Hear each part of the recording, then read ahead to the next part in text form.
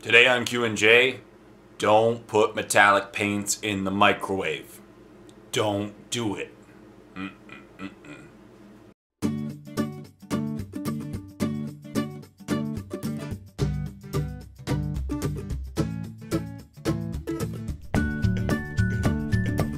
Q and J. Hey everyone, welcome to another Q&J. It's been a few weeks, but it's time to bring it back. I'm going to try to do this every other week, as I mentioned. So it's this week, and then in 2 weeks from now, when I get back from Vegas, it'll be awesome. So, so next week I'm going to be at the Las Vegas Open. For anybody who's going, remember to come find me, talk to me. I'll be there. Not with bells on, though. I don't want to wear bells. So, let's get started. It's time to J some Qs. So the first comment is by Liam A. And he says, the rat models look like something from a Dark Elder. Yeah, the Skaven got these new rat models that look like futuristic with hand flamers and power armor. It just looks silly. And there's a bunch of comments talking about it. And Chaos Space Skaven is what they basically they discussed. It was, they don't seem to fit, really. They look too futuristic, in my opinion, but it's okay, Sometimes models are hit and miss. And Mandragora Dravgis says, GW making sisters would be a little too late. Raging Heroes is starting their Sisterhood Sci-Fi Fantasy Kickstarter this quarter, March. So go check it out, people. So it's called Raging Heroes. Everyone who is disappointed with GW will spend their money there the same way they spent the money for female Imperial Guard on Toughest Girls in the Galaxy. Very good point. Very good point. And thank you very much for your comment. Mendragora Dravgus. John Austin says, the problem I find with Inquisition is that you only get 3 elite choices if you want a Battle Forge primary detachment. Exactly, and that's where they all are. That's where the majority of the cool models for Inquisition are. The elites. So you got to bring multiple Force Orgs, essentially, to fix that problem. That means you can only take a max of 2 HQs and 3 Henchman Warbands of 3 to 12 guys. It's very hard to fill the points with that many choices, and I find it hard to create a list with any other army as an ally.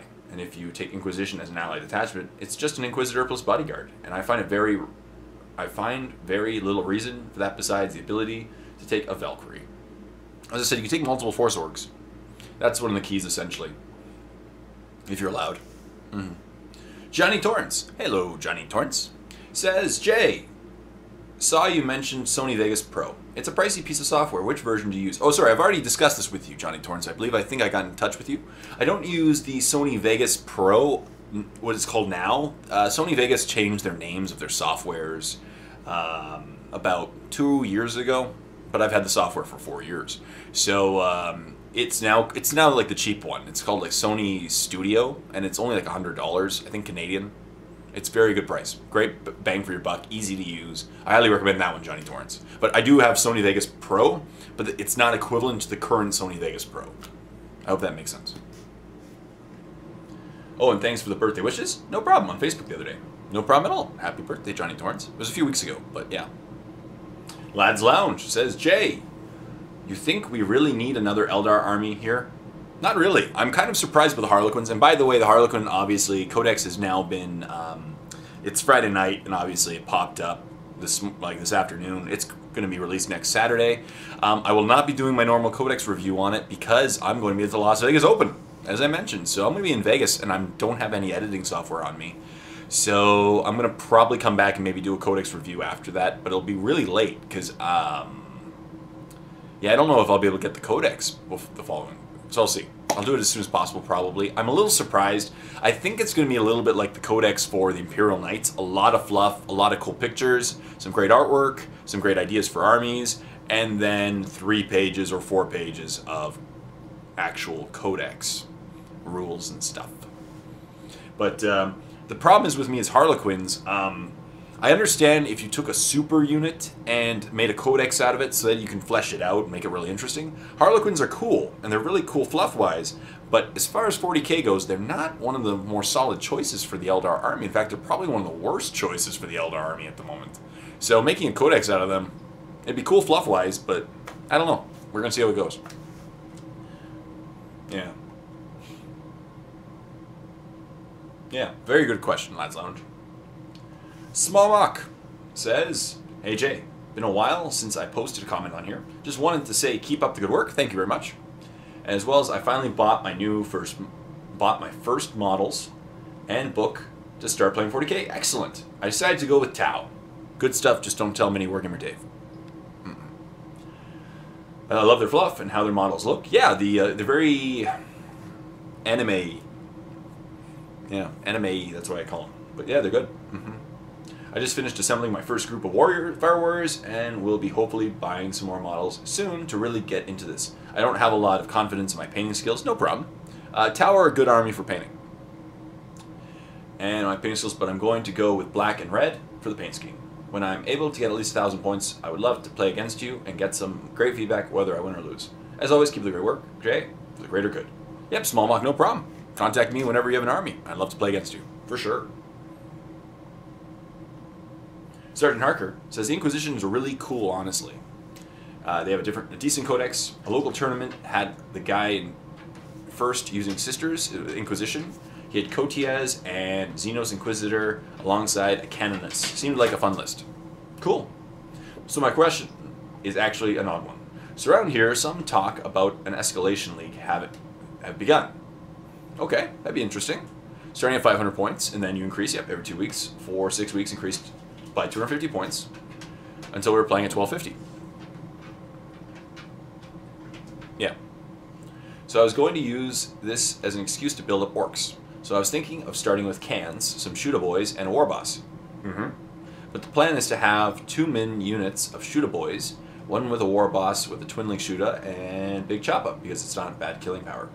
And it's cheap, because with the plan is to gear up, when the points increase, yes. So backing them up would be as many cans as I can fit in my list. So far I have 4 with custom Mega Blasters, but what might drop 2 of them to take battle wagons or something else. What do you think would help this list? Big Mech with custom force field.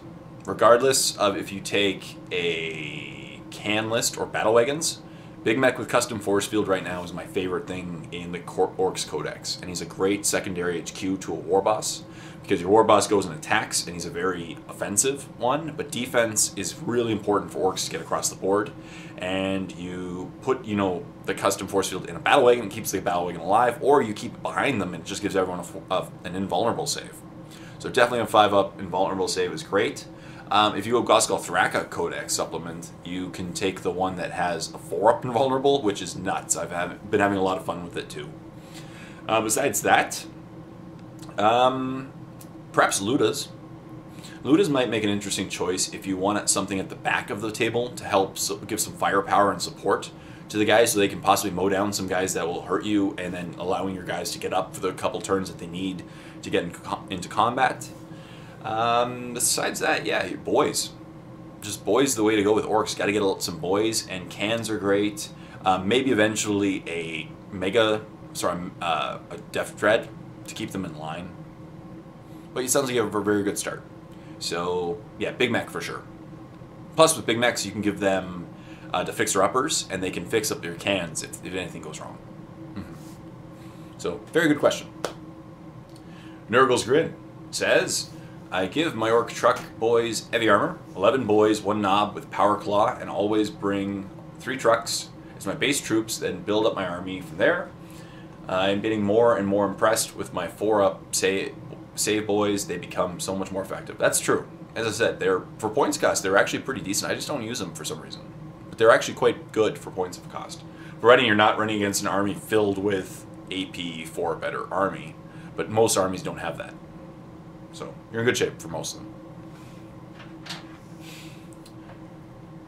Forsaken 1CZ says, my friend plays Tyranids with insane amounts of DECA, and I can bear witness to their efficiency. Yeah, it can work. It can work. You just gotta flood your opponent essentially. I don't play that typical list because for battle reports, it's really it really prevents battle reports from flowing really well if you field that many models. I used to do that in my battle reports for mini wargaming, but the problem is you find that it really slows down your battle reports by fielding, I could field 100 Gaunts if I wanted to, but then you have to move 100 Gaunts across the table, and but yeah, it's a good list. Tyranids have some awesomeness. They just have a real problem against armor. Yeah. Yeah. Forsaken One CZ says, another comment. Jay, I have a question regarding collecting more armies than one. I've tried several times to collect more armies, but when I did, I always had trouble keeping both of them since I sort of have trouble deciding which to pick when I want to play, and also there is that if you want something new, get rid of the old first. I don't know. I have 6 studio armies, so I don't really fall into the get rid of the old first. Sentence in me, which I have yet to overcome. Paradox is that I would love the idea of having more than one army.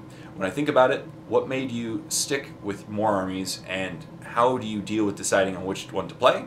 It might be a silly question, but I just don't know the answer. No problem. It's a good question, actually. It's a solid question. For me, the reason why I got into more than one army was I liked the different playing styles of each army and the look. And for me, switching armies challenges you as a painter because you have to paint a different way and usually a different color scheme to different models. So that's great. And it just gives you a different playing style. Each of my armies has their own flavor, and I really like that. You know, if I'm in the mood for a lot of fun, just tons of bodies, I play Tyranids or Orcs, usually Orcs. Tyranids are great too. I love the Xenos look of them, and Grey Knights and Dark Angels are kind of my elite armies. I love Deathwing, and Grey Knights are hilariously fun as well if you want to run like 15 guys in a list. Whatever I decide, whatever I'm in the mood for the day. I don't list Taylor in any of my battle reports. I don't know what my opponents bring usually. If I do know what they're bringing, I'll bring a list that's usually, I think, a good balance to their list so that it's a fun game. I don't like to list Taylor to destroy my opponent. But as I said, just kind of whatever I'm feeling. I do painting challenges monthly, and whatever I'm trying to get all my models painted. So right now I'm into Tyranids, so I'm playing a couple of games with Tyranids lately, and they've been a lot of fun. Spock keeps sniffing my arm. It's okay. And yeah, so that's about it. Whatever you're feeling, essentially. And the thing is about collecting new armies, it really gets exciting, and it brings you back into that new mode, and that everything's kind of new and fresh and exciting, and it gets you really back into the game. And you can play that for a while, and then go back to your other one. And also, you do learn a lot as a general playing different armies, because not only do you learn different tactics with different armies, you learn how to play against them. You know, I know how to play against Tyranids because I'm a Tyranid player, and same with Grey Knights and Dark Angels and Space Marines. And the best way to learn how to play against an army is to play that army, because then you kind of learn what the breaking points of them are. So I hope that answers your question. I know it's expensive though, so I do recommend fleshing out your army as much as possible, and when you're finally done, then start a new army if you wish. But thank you very much for your question. Forsaken One, CZ. Dr. Octopus, one of my favorite names on YouTube. Hey Jay, I am curious as to how you would build a new army. Do you typically follow a theme, such as armor, infantry, ground and pound for siege focused, more for ragtag? As you ask, as you like. Sorry. I just think of themed lists. Yeah, for orcs, I really love the idea of cans. I saw cans and death dreads, and I was like, I want that, essentially. Grey Knights, I love the look of paladins and terminators. I always loved the look of them, so I wanted to collect them. Dark Angels was the one I didn't really think of a theme. It's because I got 5 box sets of the starter sets, and so that gave me 25 Terminators, 15 bikes, and 50 Tactical Marines, and I've been using them ever since. Besides that, usually I do think of a theme list ahead of time, except for Tyranids. Tyranids, I kind of started building and just collecting the parts as I went along. Yeah. But thank you very much for your question, Dr. Octopus.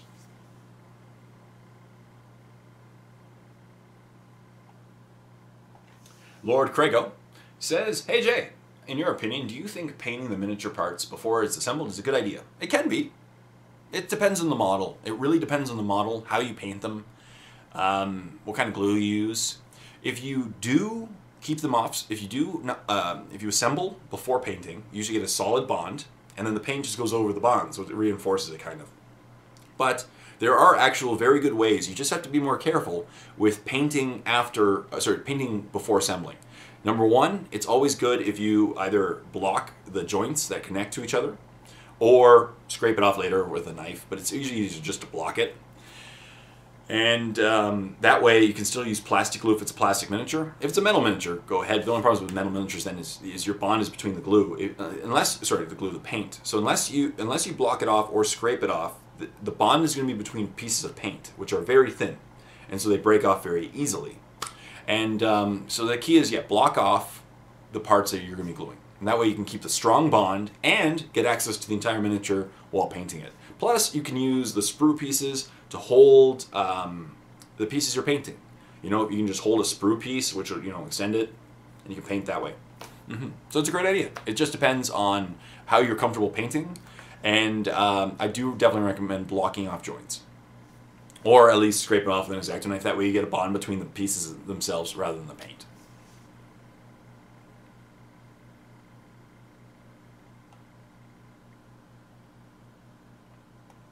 Grey Nugget says, how much is heavy armor per model?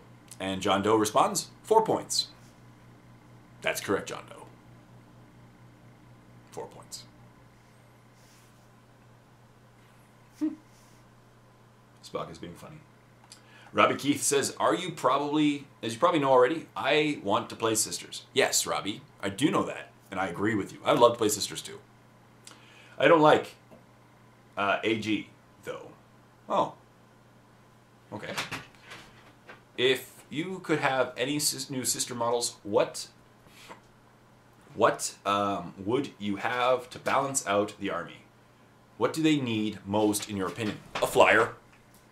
They need access to their own cool flyer. Done. A really cool flyer. Because right now, and their flyer has to have anti-flyer capabilities. Right now, Sisters don't have a lot of anti-flyer. They do have some, but not a lot. So a new flyer would, A, give them a benefit, because flyers are still in the competitive circuit.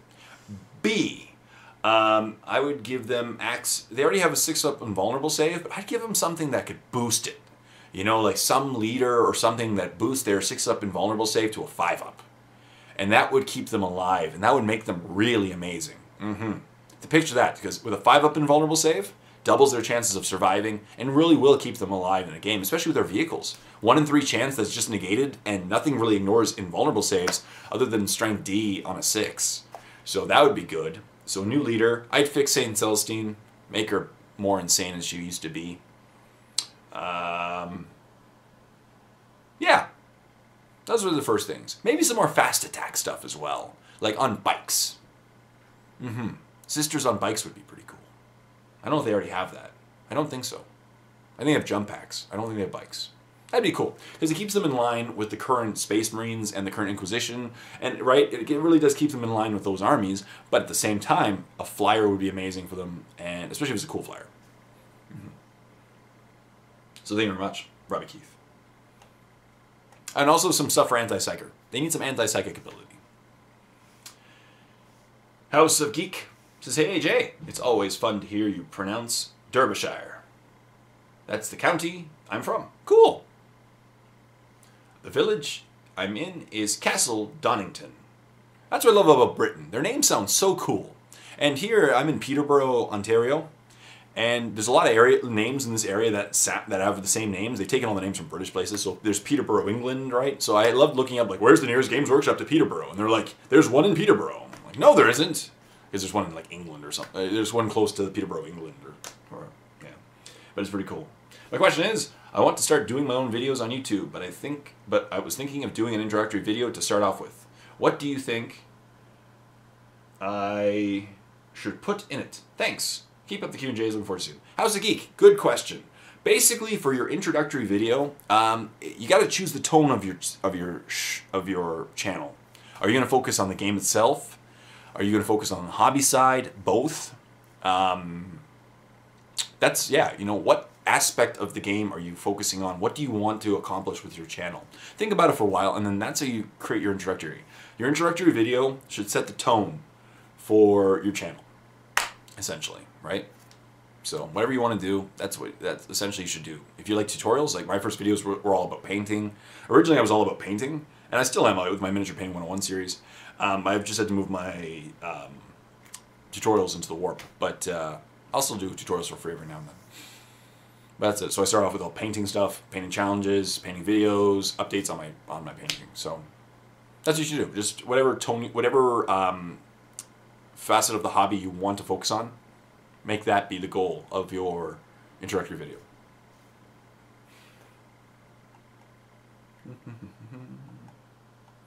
And if I can do it, anybody can. That's what I say. Quiet One says, "Hi Jay, when you paint the grot tanks, can you provide an idea of scale as I fancy making them? I assume that their height is like a kilocan. Some side shots and top-down views on your mat would be good to give a scale." Okay, no problem. I will definitely do that. And I'll put them next to similar things, and that we can compare the size to an orc and to the grot tanks and to kilocans and such. Good idea. But thank you. I definitely will. Quiet One. Top. You're welcome. Sebastian Hellstrom says, "Korn, Nurgle, Sinesh, or Zinch, perhaps?" Nurgle.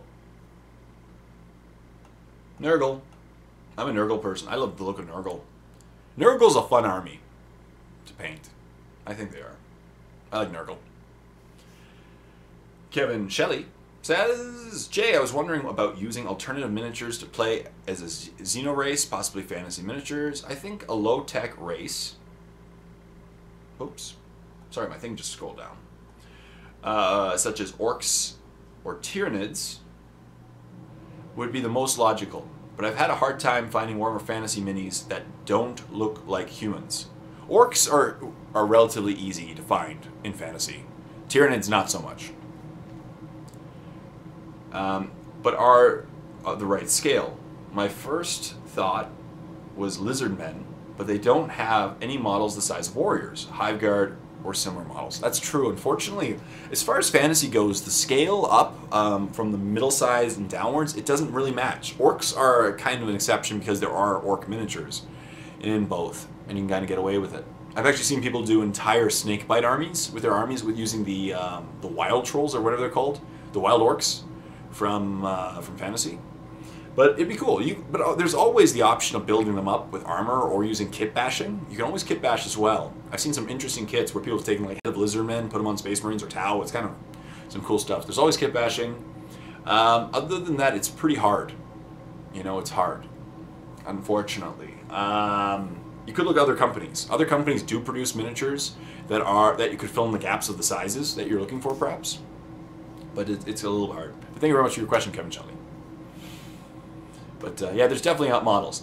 If you look carefully through Fantasy and stuff, and just other companies that make like Reaper miniatures, I think you'll find some miniatures that really do match with the size you're looking for. Gloom Dready Gaming. The first few seconds cracked me up. I'm glad. Remember, don't put your paint in the microwave. Don't do it.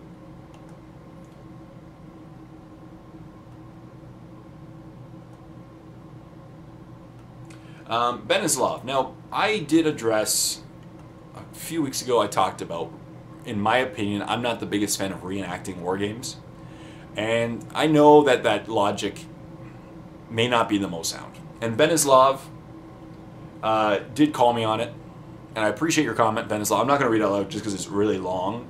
But Benislav basically just said, you know, that basically you're reenacting a lot of miniature like small battles that didn't have that would add up to the big picture, but it's not like failing one would ultimately lead to, like, if I lost one battle playing a game that happened during World War II, doesn't mean Nazis win, right? And it is a very good point, Benislav. And I do appreciate your comments, and yeah, I do see your point. I do. I just prefer the futuristic you know, the futuristic style as opposed to reenacting historical battles. But thank you very much for your comment. I really do appreciate it.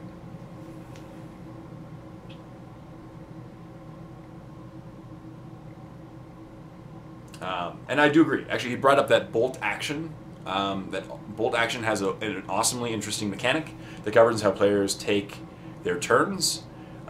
Check out the demo game for that system on the Beasts of War YouTube channel if you haven't yet. And I just checked it out, and it did actually look pretty cool. I checked it out a little bit ago. So thank you very much for that comment. I do agree. Also, keep up the awesome show. Thank you very much. Nice love. And I do appreciate you calling out. My fans keep me accountable, and that's cool. You know, it really is. Obviously, you have the extreme right to disagree with me, And if I say something you don't agree with, call me out on it. That's cool. That is cool. Yeah.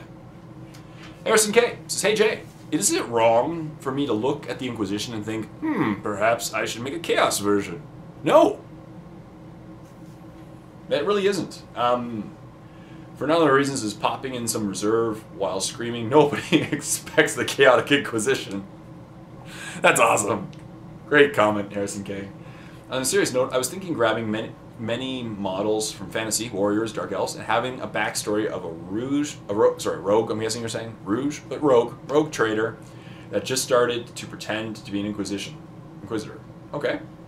Unfortunately, I cannot use them with my current Chaos unless I shift my Renegades around. What are your thoughts? Yeah, exactly. You're going to have to shift your Renegades around. But I think it's cool.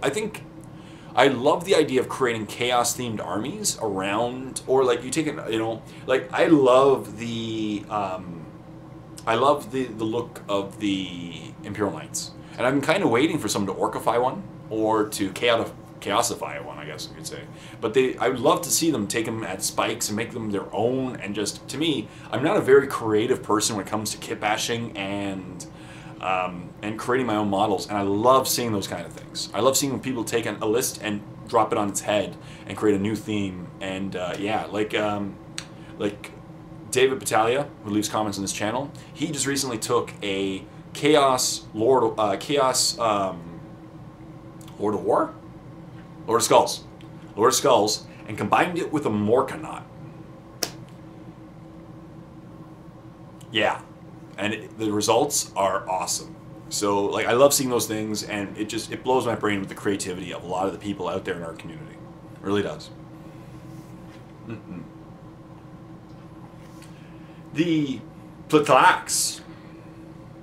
I don't know how to pronounce your name. P-T-L-A-X. The Plax. Platlax. That's what I'm going to say. 23. Hey, Jay. A bit off of 40K. Hope you don't mind. No problem. What was curious is your thoughts about the fantasy rumors going around. I really am wondering about these fantasy rumors. Is it really good to going a route of a 40K skirmish style? Do you think it's good to have similar such systems? No. No. The thing is, to me, is I believe, based on a lot of the comments I've gotten from people, and I've discussed this with a lot of fantasy players, that the End Times has brought insane new life to the game. People love the End Times right now. It is making the game good again for fantasy. Fantasy kind of went downhill for a while, as people would probably tell you. But the End Times, with these giant models that have cool rules for each army, is just making an amazing game. And it saddens me, I think, to see the End Times leading to the end of the current style of fantasy, making a skirmish game, and apparently a lot of the rumors are they're going to wipe out just a third of the factions. I just feel that they're too extreme to be true. Maybe they probably are true, but in my head, I'm thinking it would burn such a large player base that I don't know. I don't know. Maybe it depends on how they do it, but to me, I am not a fan of that. Just my opinion, but I like the fantasy-esque giant battles, and I love what the End Times have brought to fantasy. So those are my thoughts. I really don't know what to think if they make it a skirmish style with a third of the army's gone, and then all the elves are the same army. You just choose your faction. Like, that's going to anger a lot of elf players, because a lot of people don't just care about the models. We care about the fluff. We care about the style of the army. We care about the backstory, And when some of these things get tweaked for the wrong way, it really does rub a lot of us the wrong way. Because, having the Dark Elf players and the Wood Elf players, they wouldn't want to be a part of the same army because they're supposed to not like each other. It's kind of like if they took Eldar and Dark Eldar, made them one codex. It wouldn't make much sense.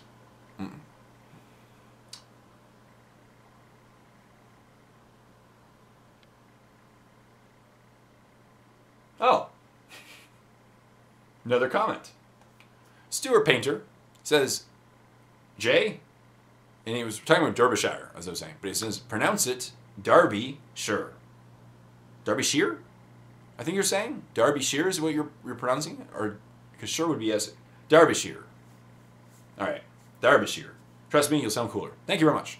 It's like when I was in Edinburgh, and if you said borough, people were like, no, it's borough. You'll learn the pronouncing eventually. Peterborough. Thank you very much for your comment, Stuart Painter. The Canis Lupus, 1396, says, I get geeked out whenever you read my comments. No problem, Canis Lupus, 1396. And yes, the Space Pups are my favorites, currently painting 4,000 points. I like Space Wolves. They're a great army, you know. To me, they're one of the more interesting fluff-wise of the armies, of the Space Marine factions. Oh. Yeah. But thank you. I'm glad you get geeked out. And thank you very much for leaving your comment. Attaboy94 says, hey Jay, what do you think about the new Catan powers? Yeah, I think they're awesome. Also, Praetorian and Triarch Point having sounds very awesome too. Cool models, but Point effectively not that good. Another Finnish lesson. Haiva Yuta of what? Happy New Year. Yeah, I probably failed that lesson, but it's okay. So here are my thoughts on the Catan powers. I did do a full Codex review of the Necron Codex. Go check it out if you haven't seen it. Basically, the powers are cool themselves, but I don't like the way that they're done. Now, because they're kind of brought in, I know they're random, and I agree with the randomness. I like the randomness, but I think you should be able to choose your target after finding out the power, because they're cool, but I don't see them being used in a lot of competitive games because of the randomness. And half of them are very much designed to kill infantry, and half of them are very much designed to kill vehicles. And it's a 50-50. So essentially you choose your target and you hope you get one that applies to that squad. Because otherwise you're going to get a lance that kills one individual in the squad, or you'll get a flamer that can't hurt the vehicle itself. So if they made it so that you rolled your random power and then got to choose the target, in a similar fashion, because for psychic powers, even if you got random psychic powers, you roll the power first and then you probably get to choose the target. Because if psychic powers, you choose the power, then target of the power. And it's in the same time, obviously, and you roll and see if it goes off. If they did that, I think the Catan would be much more competitive. You know, they're still going to be fun. And if you like the randomness, and it's still 50-50, so you can still bring them, and half the time you'll get the shot off that you want, or at least one that you're the type that you want. But I'm not a big fan of the randomness after choosing the target. You know? And I do like the Triarch Stalker Praetorian combination. I think that formation is actually going to be pretty solid, because the increase in ballistic skill, I believe it gives an increase in ballistic skill. It would be amazing. Rapid firing on 2s to hit. Insane. Scarredcast. Hey, Scarredcast. Great vid. When is the best time to schedule a game with you again? I would love to make it another battle report together. Also, do you play BFG? No. Battlefleet Gothic? No. Been having a blast playing that game. I want to get into it eventually, but I've been busy. And then Mini Warzone says, hell yeah, another bat rep with Scary. Gotta do it, man. I'm available most weeks in March. Usually during the week. But contact me. Contact me at j@jadedproductions.com. Or I think you're even still on my cell number. Contact me, Scary. I'd love to play a game against you. It was a lot of fun, and I'd love to have another game against Scary. It was so much fun playing you the first time. For sure. I don't get to play against Dark Eldar very often, so definitely up for it. For sure. Yeah, just contact me. I'm available. I'll be back after the LVO. I'm going to Adepticon next month. So I'll be available most weeks in March and April and from then on, you know. I'm pretty flexible. My house might be coming down, if you can hear that. Sounds like woodpecker on steroids. And everyone, if you want to see some really awesome Dark Eldar battle reports, check out Scarredcast. Scottcast, as you pronounce it. Scottcast. He basically has like the best voice ever for these battle reports. And he does post-turn battle reports with tactic at the end. They're great. So, Scottcast.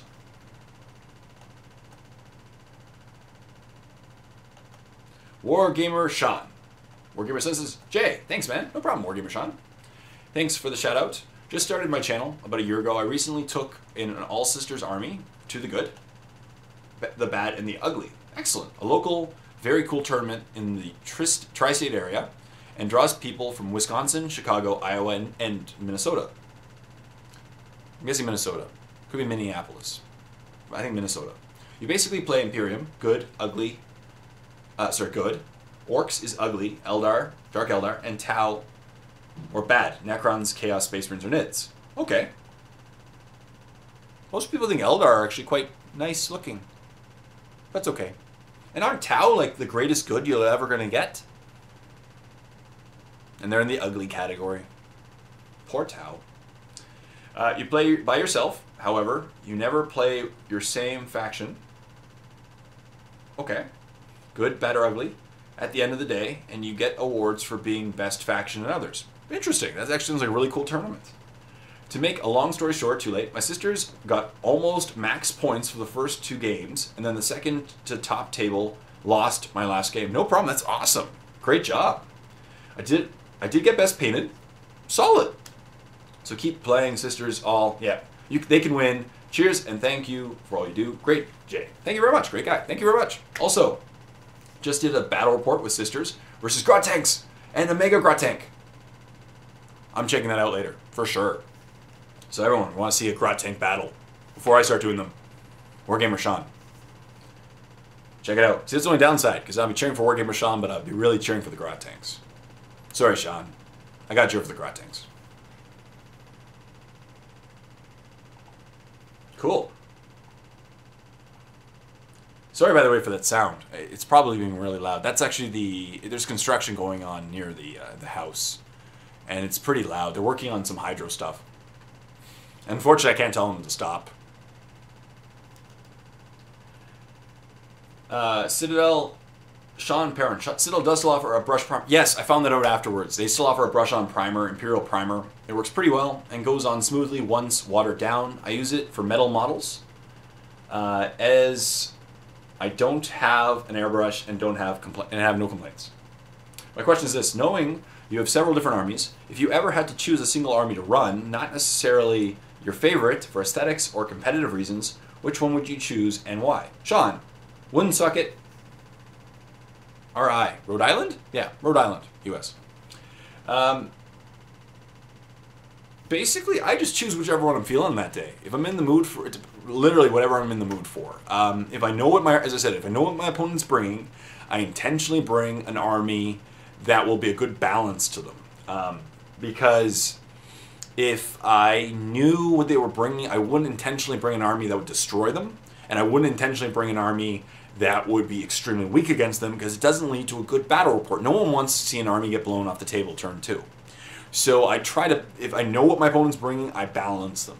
Because I don't know exactly what models, but I try to bring an army that might be a good balance to that army, if that makes sense. Because that leads to a good battle report in the end. I like close battle reports.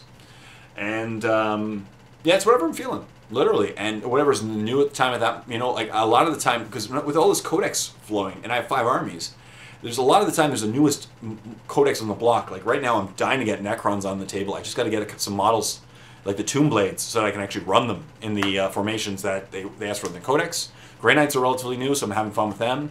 And I've been working on some Imperial Knights, as you've seen. I've got a Castigator and a Lancer already, so I got to get a couple more and then build an Imperial Knight army and just have some fun. Talk about quick battle reports. Movement phase. Done. Shooting phase. Done. Your turn. It'll be kind of fun. The Inferno Net says, hey Jay, are you going to Adepticon this year? Yes.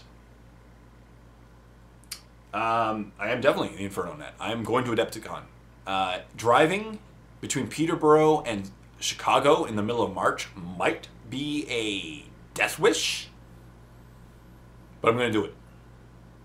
Yes. I would love to see you again. You commented on my Helldrake when viewing the young... Yes! Oh, I remember you. You were playing against a Space Marine player.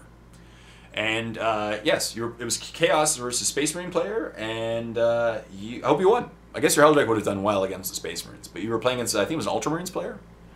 And, Youngblood's Tourney, thanks again. Edpin, no problem. I'd love to meet you again. I'll be walking around the tournaments as well. I'm not going to be playing in much this year. I've decided to go and just film, have a good time, meet people. You know, I had a good time playing some tournaments last year, but it took up a lot of my day and got really tiring by the end. So I'd rather just do things, have some good time, play against people. Hopefully there's some open gaming for 40k. And if there's open gaming, I'd love to play gaming against you. So, Lord Rawl says, "Hey Jay, I was wondering about your opinion on Illic Nightspear from the Dark Eldar Codex. Seems to be an interesting option. Nobody really runs Illic. She's a real badass in close combat. She's got like Weapon Seal and Ballistic Seal 10 or something like that, so... Yeah, a lot of people have written... Oh, sorry, Illic. I'm sorry. My mind is on. I was thinking of, what's her name? I was thinking of Lilith. Illic Nightspear, from the Eldar Codex. The character from... He's the one that is like the ranger one. He can shoot. My friend Andy liked him back in 6th edition, but I haven't really seen him in 7th edition, to be honest. A lot of people kind of... He doesn't seem to be in most competitive lists. I'm sorry, I was thinking of Lilith, and I don't know why I was thinking of him. It's okay. A lot of people have written him off as a Pathfinder tax. I don't think so. I think he is one of the most strategic and cheesy HQs when used right. His infiltrate special rules allow him to, and a squad with infiltrate, to be placed anywhere, regardless of enemy positions. Yes. So if you're going first, hilarious. So sticking him with some striking scorpions allows a first turn charge, and then outflank some rangers for Illic. I don't think you can assault first turn. If you, I believe it specifically mentions that if you infiltrate, you cannot assault. If you add Karandraz to the scorpions, you get a crazy unit able to charge first turn and kill most units in a round of combat. Oh, the rules regarding charging first turn when infiltrate specifies if they use a scout move, so you can do this. What? Maybe I'm wrong. Huh. It's a very good point. Illic Nightspear, as I said, my friend Andy loved him in 6th edition, but then Andy stopped playing 40k. So maybe he is still good. I just haven't seen him in most lists, unfortunately. I don't have a lot of experience against him in 7th edition. Well, from what you just described, it sounds good, providing you're allowed to. I don't know if you're allowed to assault when outflanking. Not outflanking, infiltrating. I'm pretty sure it mentions specifically in the rulebook. I don't have my rulebook on me. As I do, actually. Let's look it up together as X-Men. Infiltrate. I thought it specifically mentions anyone who infiltrates cannot assault the turn they come in. Infiltrate. Independent character. Here we go. Nope, let's hit and run.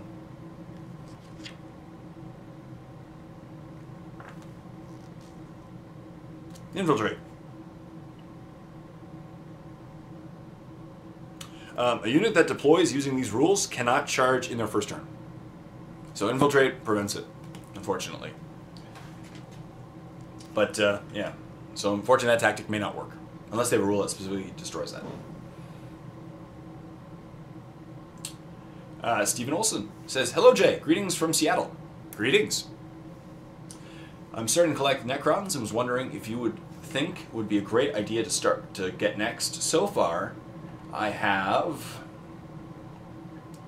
Imhotep, a Overlord, 2 Lords, a Cryptek, 30 Warriors, a Ghost Dark, Annihilation Barge, 2 Spiders, and 6 Wraiths. Obviously, where do you want to start? If you want to use the formation, the core. If you want to use the really cool formation rules from the Necron Codex, you got to start with the core formation.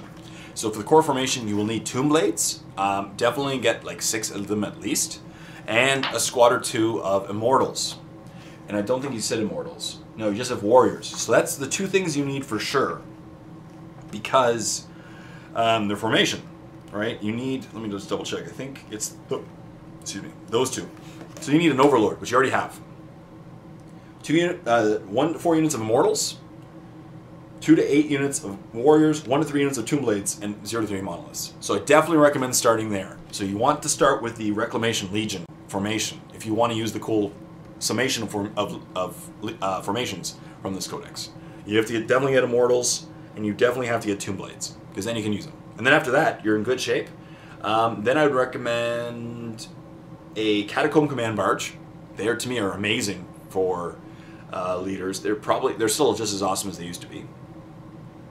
You have 2 spiders, 6 wraiths. Let's look at your these. Well, to use a spider now in the Canoptic Harvest formation, you need to have a spider, wraiths, and scarabs. So you should get scarabs, because then that would allow you to take the Canoptic Harvest formation, which gives some good benefits as well. So there's some good places to start with your army. So Tomb Blades, Immortals, and Scarabs, because then you already have your Reclamation Legion and your Canoptic Harvest formations, and then that's already a good amount of points to begin with, and it meets the minimal requirements to play the army. So you're in great shape.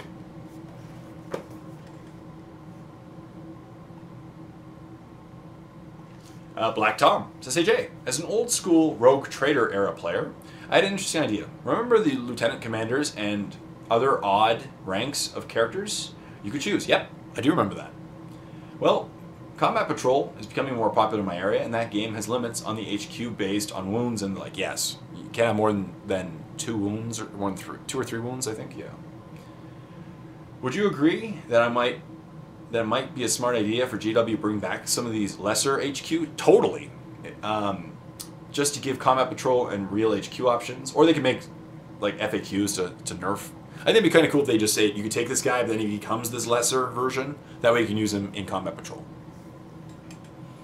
Very good point. Would be pretty cheap. I figure between 35 to 50 points would make sense for two wounded lieutenants. Very good option. Very good point, Black Tom. I completely agree that would be a good idea. I think an easier idea would just to be, you know, you could take, like, for each army, mention you could take this guy, but he becomes this instead. Here are the rules to take him. And he becomes, as you mentioned, a lesser version of himself, which allows him to be taken, and that way you don't even need new models. You could just have the new rules for these guys, and it'll be okay. But very good point either way.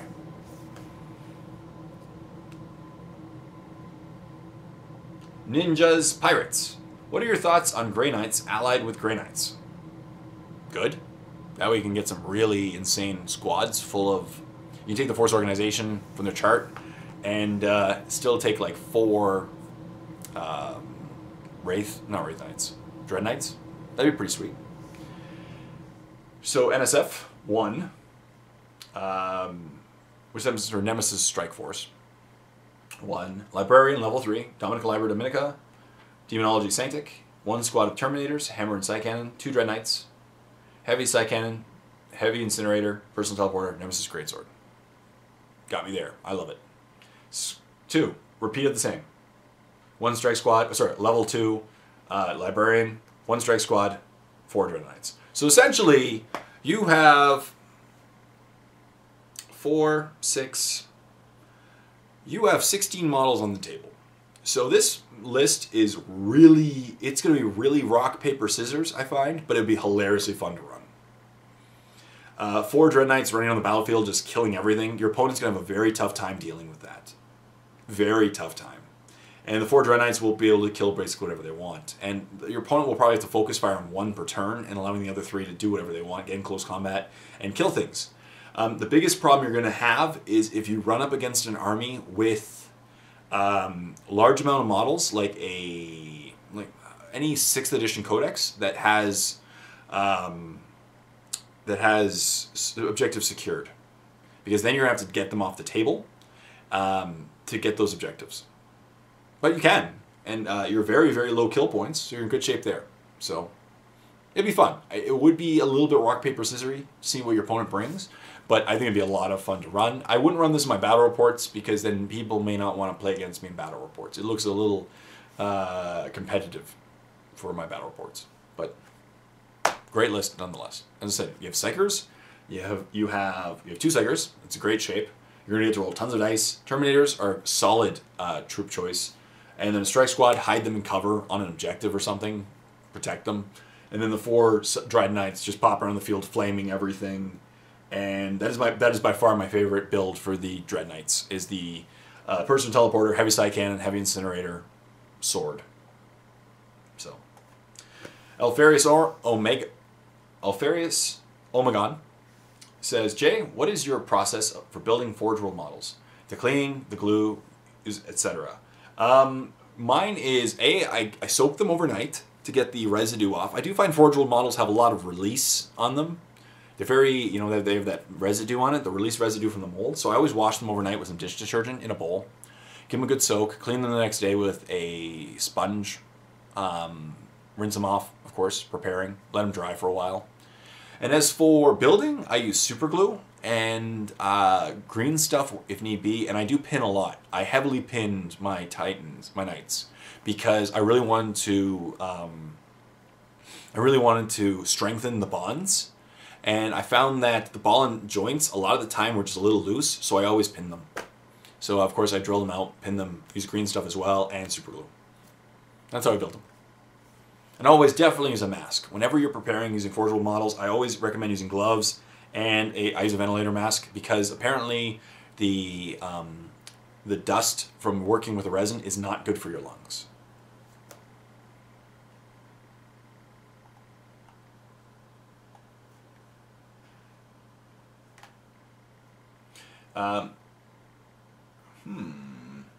Shugenya says, "Hi Jay, I like your battle reports. Thank you very much.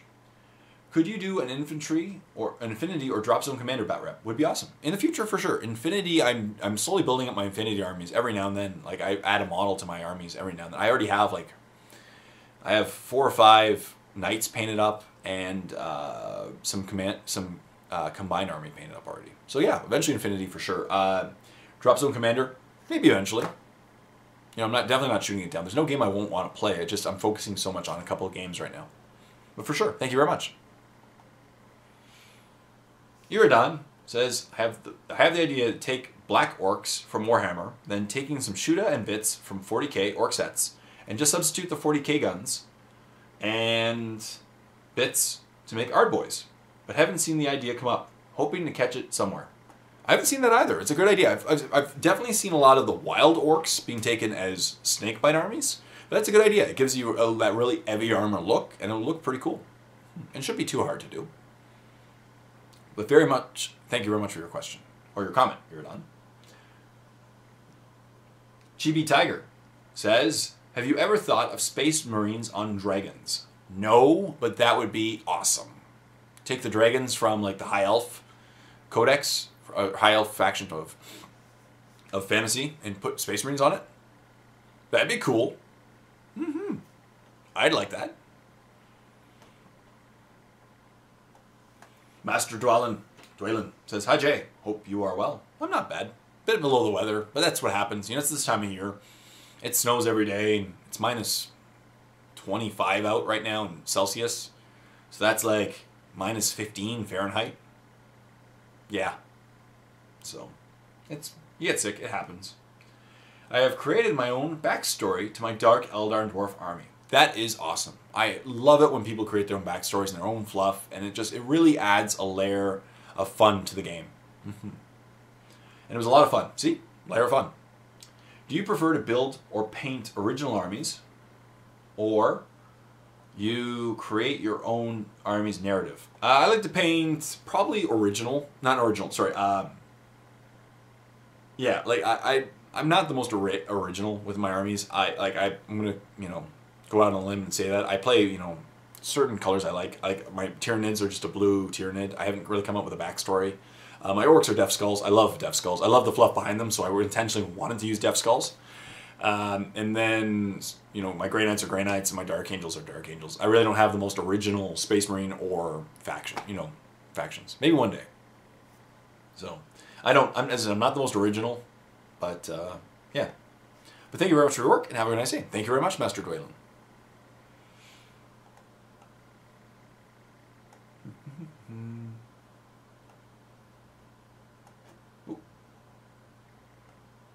I lost where I was. Oh, there we go.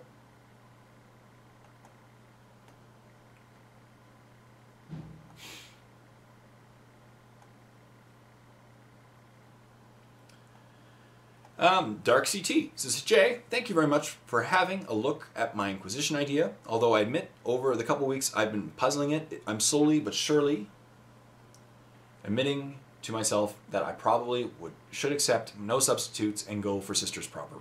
I respect that. There ain't no party like a heretic smiting Melta party, or something like that. Exactly. And basically says, for more of a fun question, what is the craziest Battleforged army you have seen to date? I'm taking an army with detachments. For its detachments, centurions, optional. I've seen some really... Usually, there's no list that jumps out to my mind as the scariest, but usually to go to the scary level, you take min troops. It's always involving min troops. 1 HQ, and spam whatever you think is really scary. You know, like I've seen, like again, like that, if we go back to that Grey Knights list, that's the mentality of the scary Battleforge lists. Min troops, probably a solid HQ, min troops, whatever you want to spam. In that case, Dread Knights. For orcs, it would be, you know, Grots. Like 2 squads of Grots, or if you're doing like the Orc Codex detachment, 3 min squads of Grots. Right? 105 points. And then you take 3 HQ. I've seen some fun lists with orcs. I created one myself where it was just war bosses and Grots. And you can have a war boss for every squad of Grots. And for 1,850 points, you can have like 9 of each one. It's really scary stuff. Or, what were the other ones? Like that kind of thing is really how you get to the level of scariness. You take one, you know, the min number of troops, the smallest squad, cheapest one you take, and then just spam whatever you think is really scary. I saw an Eldar one that was actually really scary. It was like a Farseer, a base Farseer, 2 min squads of troops. They were the cheaper ones. I always forget the name of the cheaper ones. The cheaper troops. 2 min squads of cheap troops. And it was that and Wraith Knights. And repeating with the Wraith Knights. Again, like, it was 2 or 3 detachments you can get in 1,850 points. And it's just Wraith Knights. So you're bringing, you know, 9 Wraith Knights to an 1,850 point game. No, it wasn't 9, it was 6. I think it was 6 Wraith Knights, maybe. Maybe 5. Something like that. It was just spamming Wraith Knights. I mean, just look at those kind of, those kind of lists. Or I've seen it done with Riptides. Basically, you pick the scariest thing on the Codex and spam it. And min squads of troops, 1 HQ. And those are usually leading to the scariest battle-forged armies. But thank you very much for your question, Dark CT. And go Sisters. Black Tom says, hey Jay, more stuff is coming out on the Codex, Harlequin Codex. Yep, I know. Since you've mentioned that, they've gotten bikes, they're getting a vehicle, and now a Codex. Well, I'm in the camp of being very excited about it. I'm also leery about GW's trend to elite unit codices. Yeah, like Scions, Assassins, Legion of the Damned, and so forth. Also with Dark Eldar, they did it as well. With the Grotesques. Not the Grotesques, the... what are they called? Yeah, they did with Dark Eldar. I'm forgetting the name. Whatever. Dark Eldar Codex. You guys know what I'm talking about. Incubi. Oh. Oh, Rax.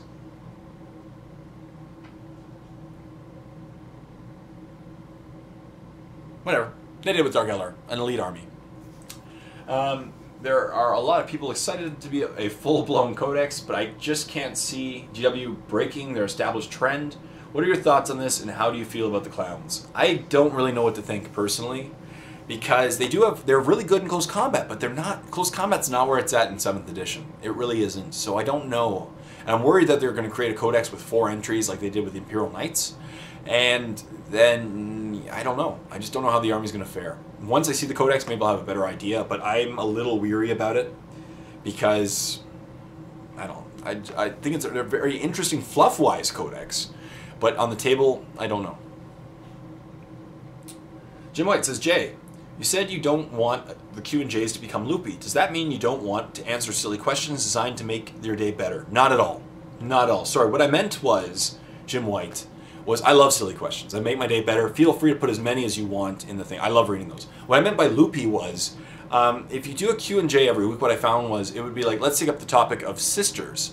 I'd bring up sisters, and then the next week people would respond with sisters, and I readdress sisters, then we'd do sisters, and then, you know what I'm saying? It's hard, it becomes a conversation, which I do love, but it becomes a very same conversation. Like, we could have talked about Harlequins every week for these Q&Js, which is cool to some people, but other people you might find a little boring. That's what I meant by a little loopy.